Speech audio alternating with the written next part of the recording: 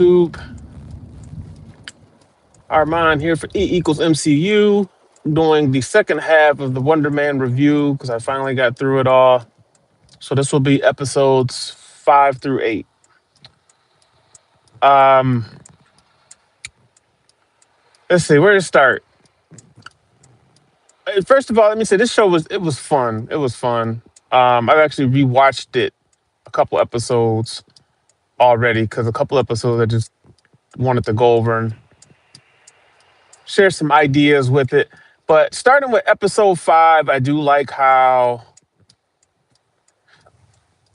subtle the comedy was with this whole show. Like it kind of hints at or like leads you to think one thing, and then like in episode 5, they go to the house to find the guy, and it turns out he was lying, and the guy who supposedly stole the bike was in the house making candy. Now they never really said if there were actually drugs in the candy or if it was just candy, but the subtlety of that, I kind of enjoyed that. Um, Little character things like the fact that Trevor was, for what you would say about Trevor, him being an actor, like he's a people person, so like he kind of understood and kind of was saying, "Oh, we're on the wrong team." Like he kind of knew from Jump Street what was going on. Um, I did enjoy that. Seeing Simon's powers in the alleyway during the fight were kind of cool. Um, yeah, man, I enjoyed the show. The show was fun. It didn't try to be anything that it wasn't. And if that's Destin Creighton, Daniel Creighton, Daniel Creighton's, if that's his style, and it kind of showed. And then when you think about Shang-Chi, it was kind of like that too. It didn't really get fantastical until they got to a certain point in the movie when it was supposed to be, because that's what they were going for. It really seems like he. It seems like what Feige's doing is he's just trying to assemble the best team of people that he can for each project. And I think that it's kind of a fine line to walk, because you got to have somebody who works with you and will do what you want them to do, at the same time bring their own funk and flair to the projects, and at the same time be responsible enough to execute the vision. And I think it's hard finding a trifecta of directors and showrunners who can do that. I do think he's got a pretty solid few who can pull that off. And as an example, if you don't understand what I'm saying, Taika Waititi, he brought a few of those things. I think he's got maybe two of the three. And then when it came to being responsible to execute, that's where Love and Thunder fell short. He kind of just couldn't help himself on a lot of different fronts. So like that's kind of my point with having a trifecta. Like I think he's got Destin Daniel Cretton, he's got Ryan Coogler, he's got the Russos back in the wheelhouse now, and then I think he's trying to find, I think that the guy that did Thunderbolts seems to be that. But see, let me tell you, I'm gonna tell you a secret. What I've noticed in pattern is that he won't. The first time he hires these directors on a project, he's heavily involved. And there's only one director he was not heavily involved with in doing that. And that was Sam Raimi. And that's because of Sam Raimi's track record with film and doing superhero movies. He kind of let him do his thing.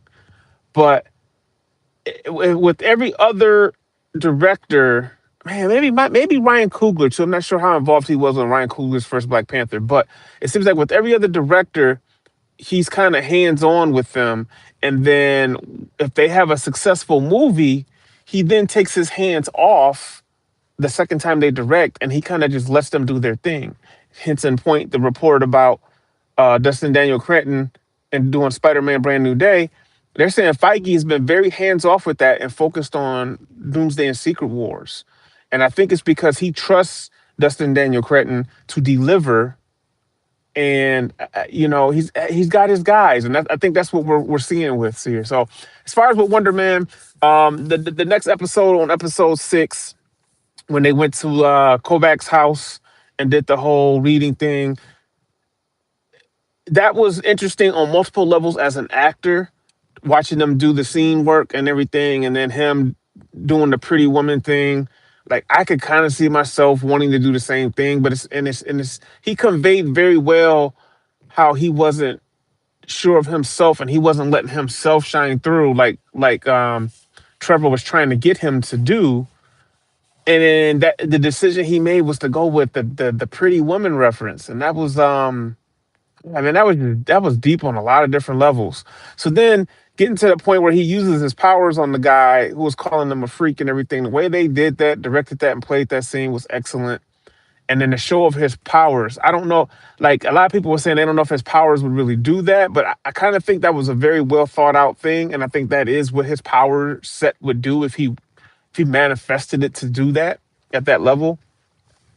I mean, it kind of turned the guy's human flesh into like glass in a sense, and then like he kind of shattered it, like all within a snap of a finger. He's very powerful. Like, they didn't show a lot of his OP powers, but bro could probably go toe to toe with anybody in the MCU.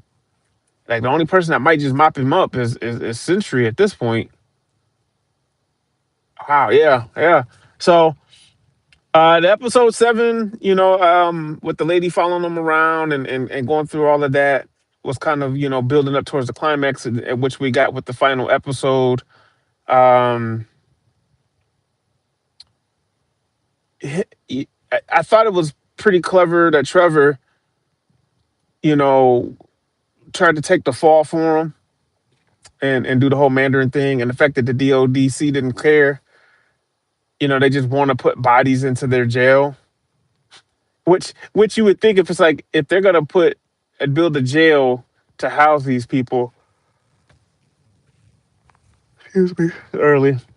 If they're gonna put a jail that to house these people, maximum, um, a maximum prison would be ideal. The fact that he broke him out the way he did, they tried to allude to the fact there was a lot of security and this, that, and the third, but it's like, if Wonder Man can break out of that thing, any X-Man get in that piece, except for Beast because he won't do it. But any X-Man get in there, he gonna do it.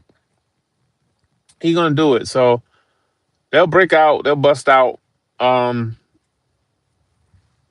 yeah, man. Like, I thought that was a very fitting ending to the show, and it does leave it to where you want to know what's next, what comes next, where do you go with these characters.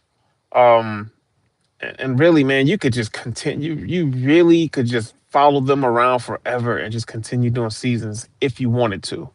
So, ultimately, what I would give the show on a scale out of 10, I would give the show a 8.5. I would give the show a 8.5. It's definitely top tier Disney Plus, Marvel Studios shows. I'm not even sure how I would rank them anymore. Like, I ranked them before, but then we got Loki season 2. I haven't done a ranking at that point, but I would definitely put this up there with Loki and WandaVision and Agatha for me. I think those are probably the 4 best they've done. Um, yeah, I'm trying to think of all of them now. Yeah, I think those are. It's definitely top tier. It's up there with those. So, let me know down in the comment section what you would rank it if you've seen it. Out of 10, what do you give it, and where does it stack up?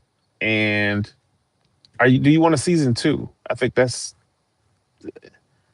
I feel like if there's going to be a season 2 to this, you really got to want a season 2. Like, people would have to be very loud and boisterous about wanting a season 2. So, anyway, that's my review for Wonder Man episodes 5 through 8. Make sure you like, share, subscribe. Until next time.